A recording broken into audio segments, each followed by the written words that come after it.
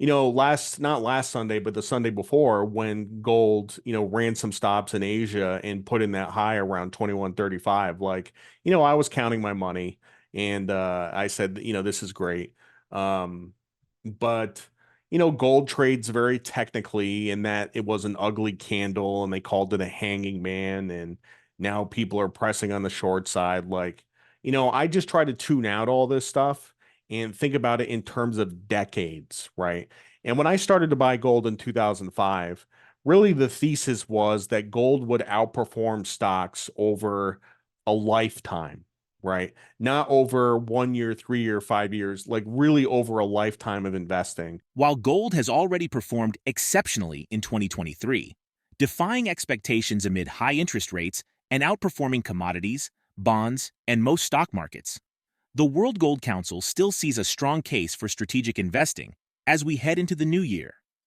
Gold's push above $2,000 in the last few weeks of 2023 could herald an even bigger move in 2024, according to the latest report from the World Gold Council, WGC. JaredDillian, a financial expert and commentator, holds a long-term investment outlook, firmly believing in gold's potential to outperform stocks throughout a lifetime.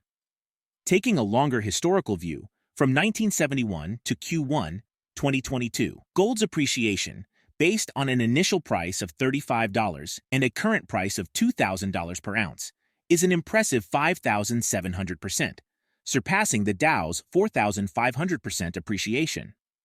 Gold is establishing a foothold above $2,000 as the Fed transitions to an easier monetary stance, creating a more accessible financial environment in future years.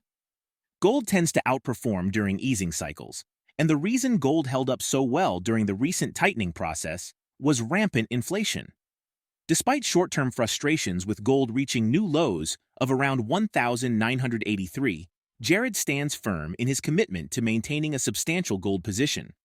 Gold and silver prices are firmer in early U.S. trading Tuesday, on corrective bounces following recent strong selling pressure. Traders are awaiting a key U.S. inflation report that is due out soon.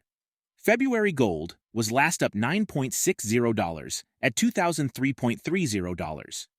March silver was last up 0.187 at $23.245. Jared linked debt and risk to stress, challenging the notion of gold as highly volatile and asserting it can be less erratic than stocks. Now, we present the clips of JaredDillian's insights from his recent interview with Soar Financially. Before we continue to delve into this discussion, please subscribe to our channel and activate the bell icon for timely updates. I hold gold, but I don't trade it. I haven't traded it ever. I think if I traded gold, I would probably be broke. It doesn't make any sense to me. Like, it's really, really hard to trade. And every time I have an opinion on gold, it turns out to be wrong. Not last Sunday, but the Sunday before when gold, ran some stops in Asia and put in that high around 21.35. Like, I was counting my money and I said, this is great. Gold trades very technically in that it was an ugly candle and they called it a hanging man, and now people are pressing on the short side. Like, I just try to tune out all this stuff and think about it in terms of decades, right? And when I started to buy gold in 2005, really the thesis was that gold would outperform stocks over a lifetime, right? Not over 1 year, 3 year, 5 years, like really over a lifetime of investing. And not to get into too much detail, but I was seeing some things politically that led me to believe that. And I still believe that.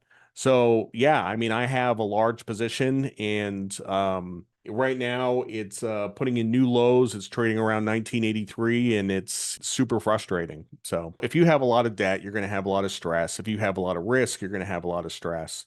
And if you don't have debt and risk, you don't have stress. Doesn't matter how much money you have.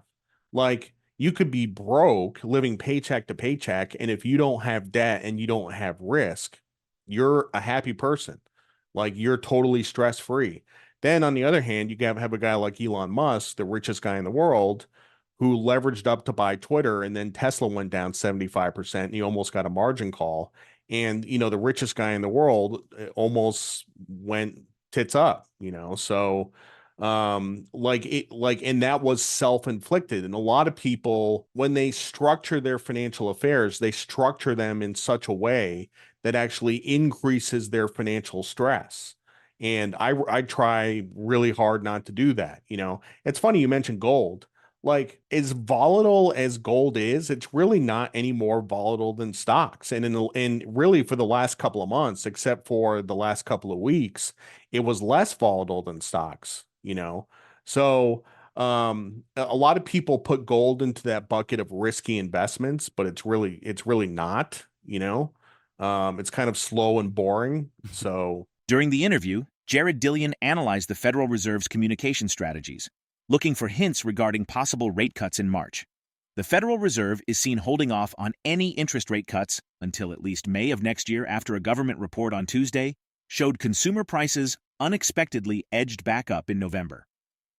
Despite lowering inflation rates, he stressed the significance of managing psychological perceptions, as people's beliefs and actions can fuel ongoing inflation. The U.S. government said that consumer prices inched higher in November, but that the pace of inflation continued to slow from last year. Inflation has slowed gradually in recent months after spiking to a 40-year high of 9.1% in June 2022.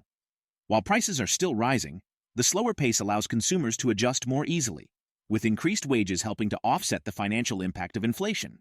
Traditionally, as inflation rises, the demand for gold increases, driven by investors seeking safe haven assets. However, gold prices may exhibit fluctuations during periods of high inflation. Let's get back to the interview. I mean, we're going to get some clues, as that's where you're going to start to get some visibility as to whether they're actually going to cut rates in March. Um, the thing with this, we've had this pattern at the Fed meetings where the directive comes out somewhat dovish, and then Powell gets in front of the microphone at the press conference and starts dropping bombs all over the place.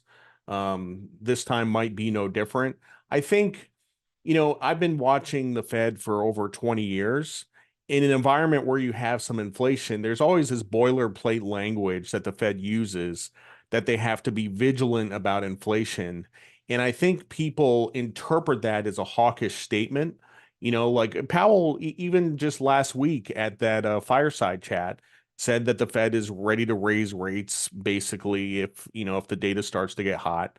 And they're really not. They're not. They're done raising rates. They've several Fed governors have specifically said they're done raising rates. So that's not, that's boilerplate language, and people get all excited about it, and it doesn't mean anything. So in the short term, yes. In the long term, no. We were successful in bringing inflation down, but we did not break the inflationary psychology. Inflation is a monetary phenomenon, like Milton Friedman said, but it's also a psychological phenomenon. If people believe that there is inflation, they will take actions to perpetuate inflation. Okay. They will buy faster, they will buy more, they will act in such a way that causes prices to go up. And that's why inflation expectations are so important. And I think on Friday we got the University of Michigan survey, we got some information on inflation expectations. And inflation expectations are coming down quite a bit, and the Fed pays attention to this. But even still, there is a risk here. If the Fed cuts 100 basis points, 200 basis points, and inflation goes back up, we're going to have to go through this all over again, and we're going to end up with 10-year rates of 7, 8, 9%, and it's going to be a nightmare.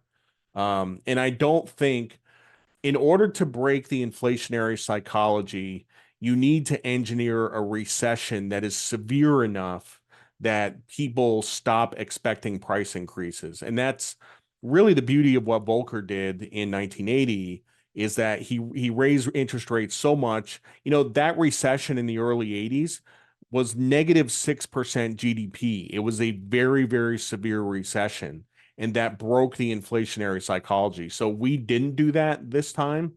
And we still, I mean, just talk to an average person. People believe that there is inflation.